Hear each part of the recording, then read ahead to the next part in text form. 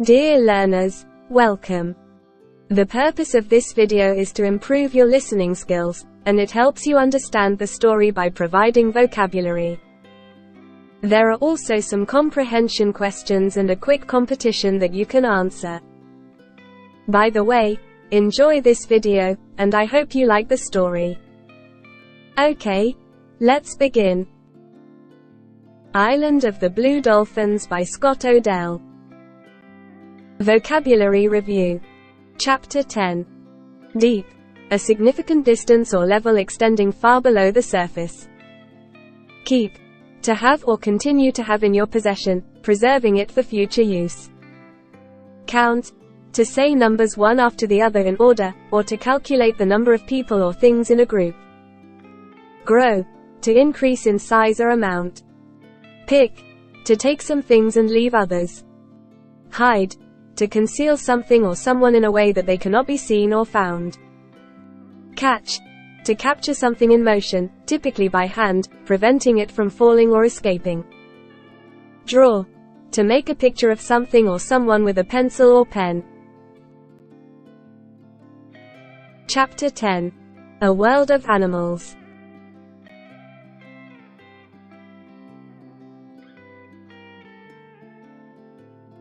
One morning soon after the Aloits left, I found a young otter. The hunters tried to kill him. He was half dead, lying in the kelp. Rontu really saw him first. There was a deep cut across his back from a left spear. Otter have large eyes, and young ones have very big eyes. The cut was hurting this little one, and he was also afraid. His eyes were large enough for me to see my face in. He did not try to swim away from me when I picked him up. I carried him to a pool behind the rocks. I did not touch the cut on his back because salt water keeps things clean. I knew that otter do not eat dead fish. So, I caught 2 fish without killing them. I put them in the pool and then went away. I returned to the pool that afternoon. The fish were gone, and the young otter was asleep on his back. Every day I brought 2 fish and left them in the pool. The otter did not eat while I was watching. Then I brought 4 fish, and he ate these 2. Finally, I brought him 6, and this seemed to be the right number. The otter grew but did not leave the pool. He knew me by that time and took the fish from my hand. The sea was not far from the pool. If he wanted to leave, he could easily do so. But he stayed there and slept. And in the evenings, he was always waiting for his fish. He was soon as long as my arm, and his skin was very beautiful. His eyes were very, very large. At first, I called him Otter, but then I decided to give him a better name. It was Mornay. In our language this is little boy with large eyes. Catching fish for Mornay was hard work. One day there was a strong wind, and I could catch only 2. I dropped them into the pool, and Mornay ate them quickly. He waited for the others. He was not pleased that I could not give him any more. The storm grew worse after that, and for 3 days I could not fish at all. There was no food for him, and so I did not go to the pool. The pool was empty when I went next. Of course, I knew that Mornay was going to leave one day. I felt sad because another friend was gone. I will never catch fish for him again, I said to myself. He is big now, and he is better. He looks like all the other otter in the kelp. I will not know him if I see him. Soon after the Aloits left, I moved back to the hill. The house was the same as before, and I quickly repaired the fence. I threw the shellfish and the little fish lights away when the Aloits came.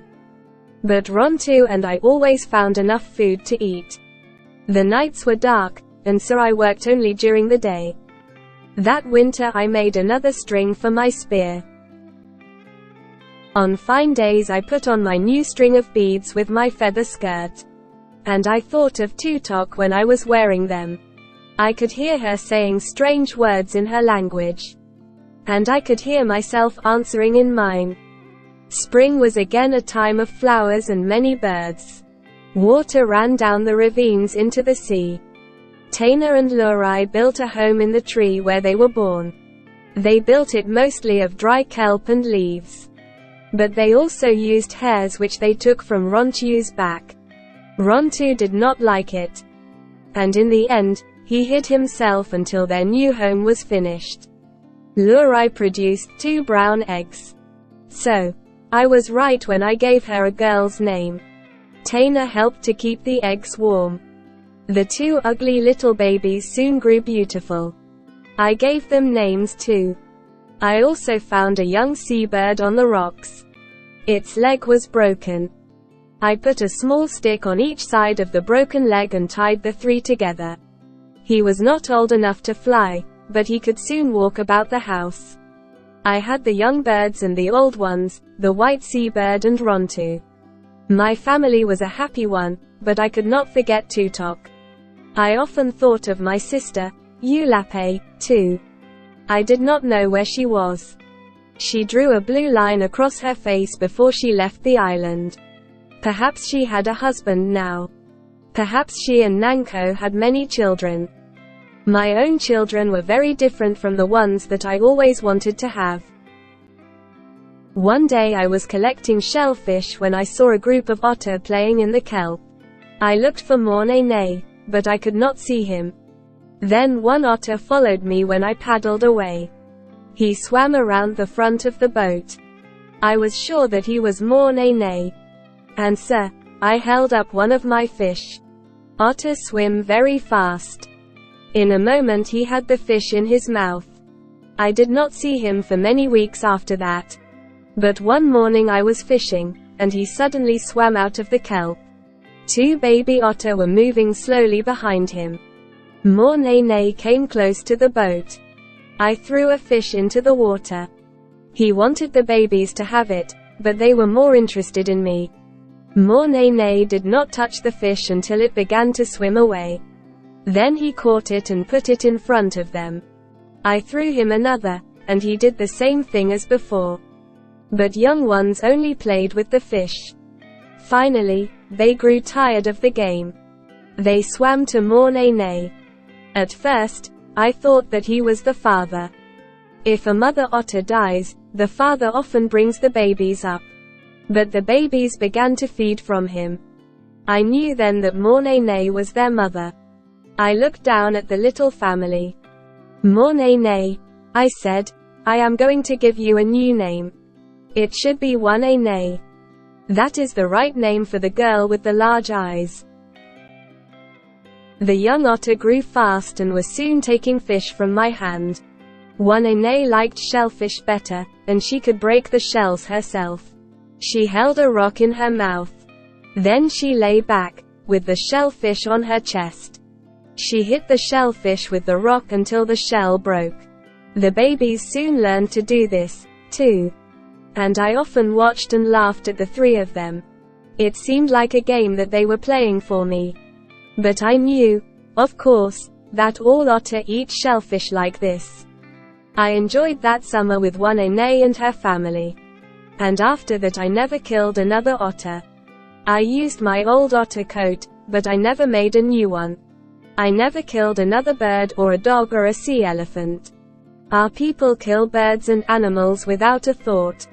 But these were the only friends I had. I knew by then that the world is a happier place with them in it. The young seabird's leg grew strong. He could already fly when I took off the 2 sticks. One day he flew back to the other birds on the cliff. I climbed to the places where they lay their eggs. There were hundreds of birds there, and I could not see mine. The Aloits never again returned to the island. I watched for them every summer. And every spring I collected and dried a lot of shellfish. I put them in the cave where I kept my boat. I also kept a new spear, a bow, and many arrows there. If the hunters returned, I was ready. The otter were afraid of the hunters, too. Every summer the old otter remembered the left spears and led the others away. They swam to the kelp beds of tall rock, and there they stayed until the first storms of winter. One summer the otter did not leave. I knew then that none of the otter could remember the hunters. I did not often think of them myself, or of the white men either. It was at the end of this summer that Rontu died. He was quite old and tired and liked to lie in the sun. He did not often come with me in the boat. One night he stood at the fence. I let him go out, and he did not return. I waited until the next evening. His footprints then led me to the cave where the dogs once lived. There I found him, alone, at the back of the cave. He was lying quietly, without moving. It was dark now, so I decided to stay with him. I sat and talked to him through the night. In the morning I picked him up and left the cave. He was very light. I thought that part of him was already gone. He lifted his ears when we heard the seabirds on the cliff. His eyes turned towards them, but he did not make a sound. I put him down then, but he did not look at them again. I put my hand on his chest. Twice his heart made a noise like the sound of the waves on the beach. Then it stopped. "Rontu!" I cried. "Oh, Rontu!" I dug a deep hole on the hill and carried him there. I put some flowers and his favorite toy on top of the earth. It was a stick that we played with together. I threw it and he brought it back. He was never tired of the game. During the winter storms, I did not go far from the house. But I cut sticks and tied him together to make a special box. I wanted a new pet. I remembered a young dog that looked like Rontu. His thick hair and yellow eyes were very similar to Rontu's. He ran just like Rontu, too. I was sure that they were father and son. I hoped to catch this dog. The dogs often came to the hill after Rontu died. I put some fish in the wooden box outside the fence. 3 dogs were caught, but not the dog with the yellow eyes. I let those 3 run away, and after that the dogs refused to touch the fish. One night I caught a little red fox. She bit me when I took her out of the box. I tried to keep her, and she was soon quite happy in the house. But if I left her alone, she always found my dried food. So, I had to free her. She often came back and waited at the fence for food. I could not catch the young dog in a box, but I had another idea. I remembered a drink that our men sometimes used. It was made from seashells, water, and plants. Our men always slept for a long time after they drank it. I found the shells and broke them into small pieces. I mixed these pieces with the plants and the water. Then I put this into the pool where the dogs drank. I hid in the trees and waited. The dogs came in the evening. They smelt the water and turned away from it. Each dog looked at the next one. One of them began to drink, and then they all drank. Soon their legs grew weak. They walked around sleepily. Suddenly they all lay down and slept. I counted 9 dogs asleep by the pool. It was almost dark. I had to search for the dog I wanted. And at last, I found him. I picked him up and hurried back to the hill. I pulled him through the hole under the fence and tied him. He soon woke up and drank some fresh water. But he made a terrible noise until morning. I called him Rontu Aru, son of Rontu. After a short time, we were good friends. He ran after the birds just like his father. And I forgot that he was not Rontu. That summer was a happy time. But I often thought of Tutok and my sister, Yulape. Sometimes I seemed to hear their voices in the wind. Comprehension questions. 1. What does Karana find after the Aloits left? 2. What is the meaning of Mornene in Karana's language? 3. What does Karana use to build the home for Taina and Lorai? 4. Why do the otters swim to the kelp beds of tall rock every summer? 5. Why does Kirana decide to free the little red fox? Quick competition. Read the sentences below and find the correct adjective, adverb, verb etc. used in the story. 1. If he wanted to leave, he could blank do so difficultly or easily. 2. I will blank catch fish for him again, never or always. 3. They built it blank of dry kelp and leaves, rarely or mostly. 4. 2 baby otter were moving blank behind him, slowly or rapidly. 5. It was a stick that we played with blank individually or together. Thank you for listening to this chapter. Now, read the comprehension questions again and try to find the answers in the story. Then, do the quick competition part. Also, the answers are in the explanation part of the video. Check out your answers over there. Moreover, don't forget to subscribe for the new episodes. If you like this chapter, click the like button. To make this project more effective and beneficial, let me know in the comments below.